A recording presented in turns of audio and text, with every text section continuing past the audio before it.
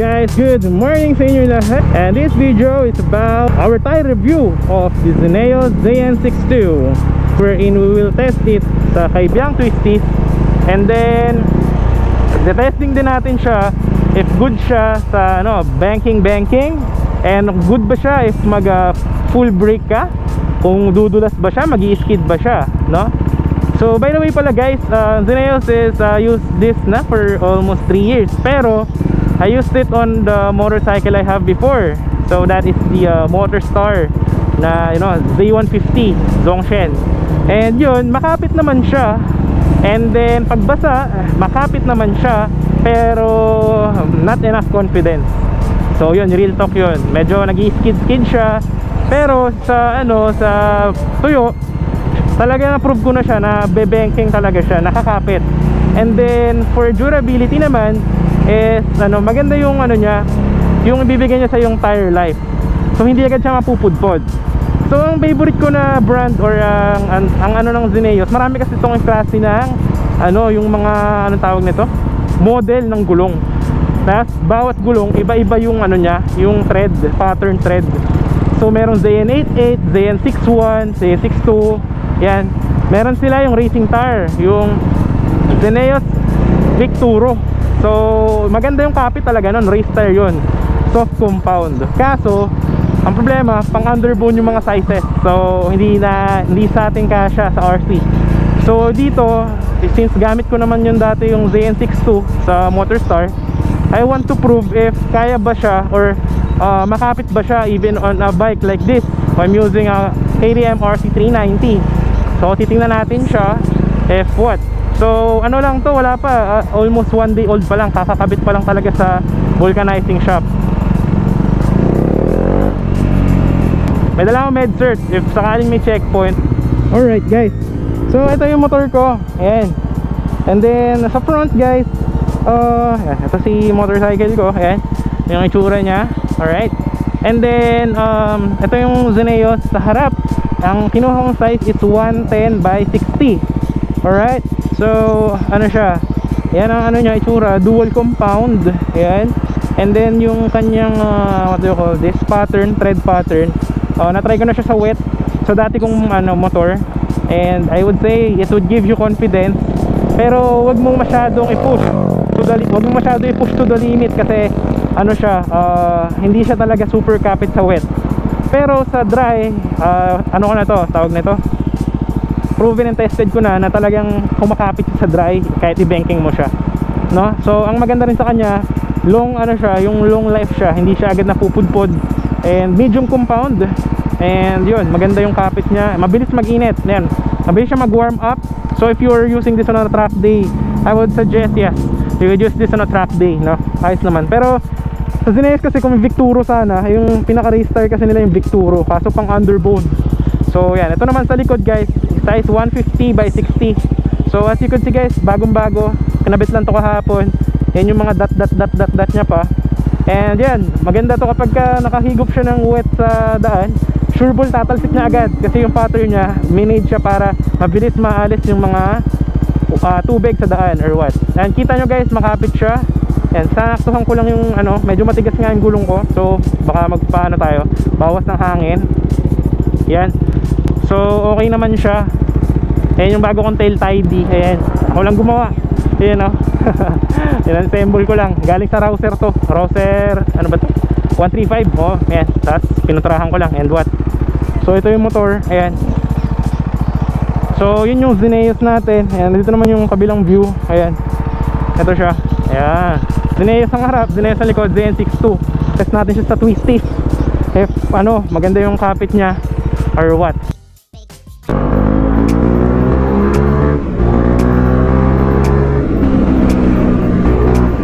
Grabe, lakas talaga ni RP.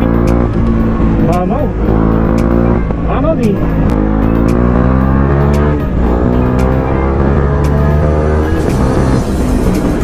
Grabe yung Zeneos, puta kapit na kapit.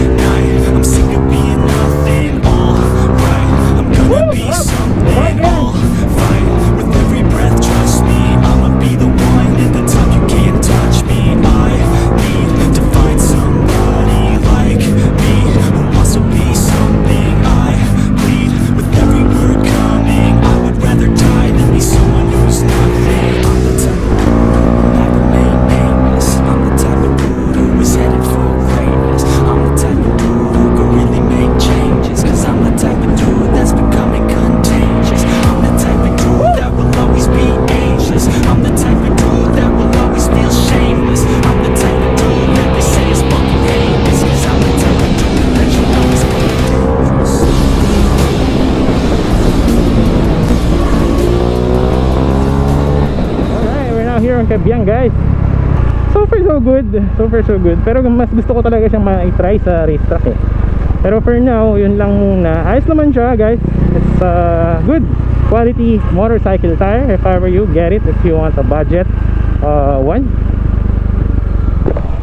Ganda siya guys.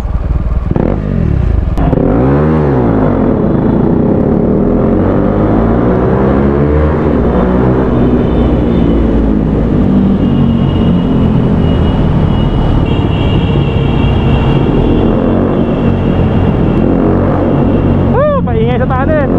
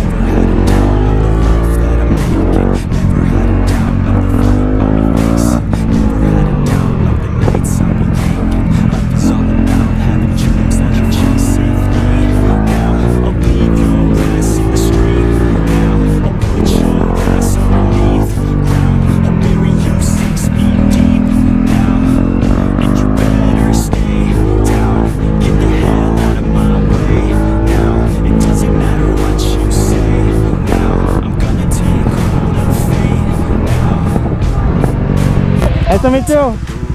Nice to meet you, Bob. Sid nga pala. Sid? Sid, oo. Dyan, dyan. Ito, ano, KTM Group. Oo, kasali, kasali. Ingat bro, ingat. Thank you. Ingat ate. Hello.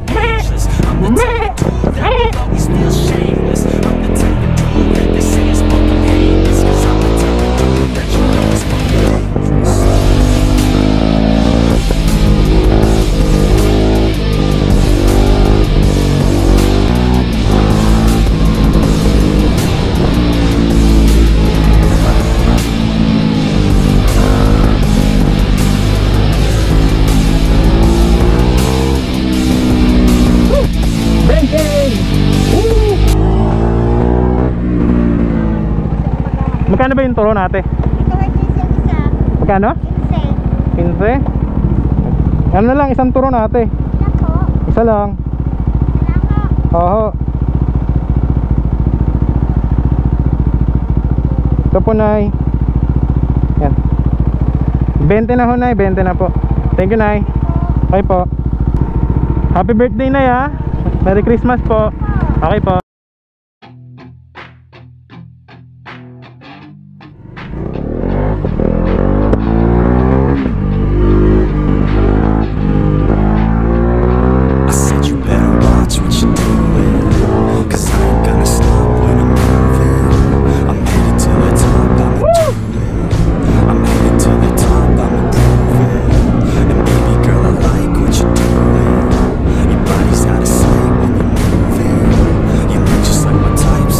Makakapit guys, makakapit din niyo. I'll treat you right, let me prove it.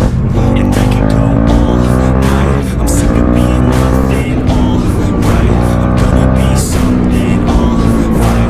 With every breath, trust me, I'ma be the one. At the time you can't touch me. I need to find somebody like me who wants to be something. I bleed with every word coming. I would rather die than be someone who's nothing. I'm the type of girl I remain nameless. I'm the type of girl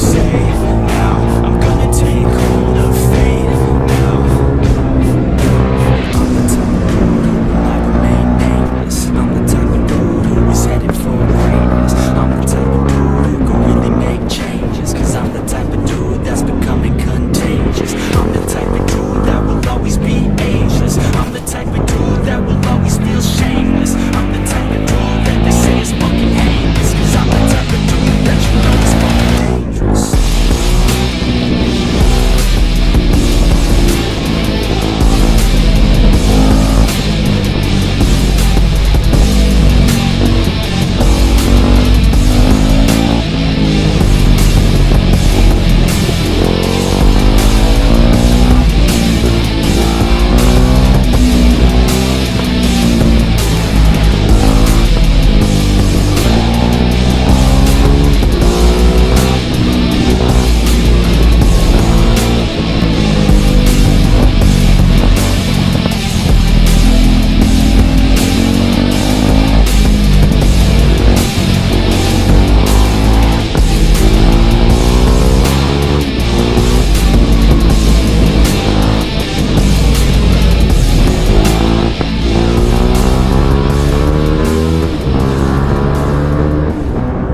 Hello guys, so na-test drive na natin sa Zeneo ZN62.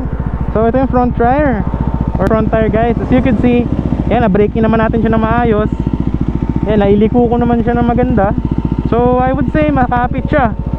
And then maganda yung ano niya, traction sa tuyo. Sa basa, yun, dati ko pa nga yung na-try. So hindi ko pa siya na-try ngayon sa basa.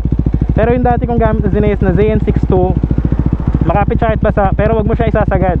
Wag overconfident kasi medyo mag-i-skid siya lalo sa fishtail pagkabasa.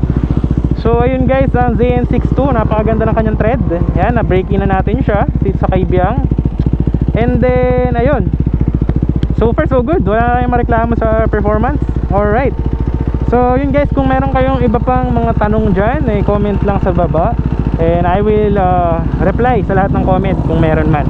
So yun guys, shoutout sa inyo lahat. Happy New Year and Merry Christmas. And ride safe sa lahat. And maraming salamat sa panonood ng vlog na ito guys. Kindly hit the share, like, subscribe button na rin guys para sa mas marami nating mga videos. Once again, this is Sailor John. Ayan o, yan. And I'm out. See you sa next vlog guys.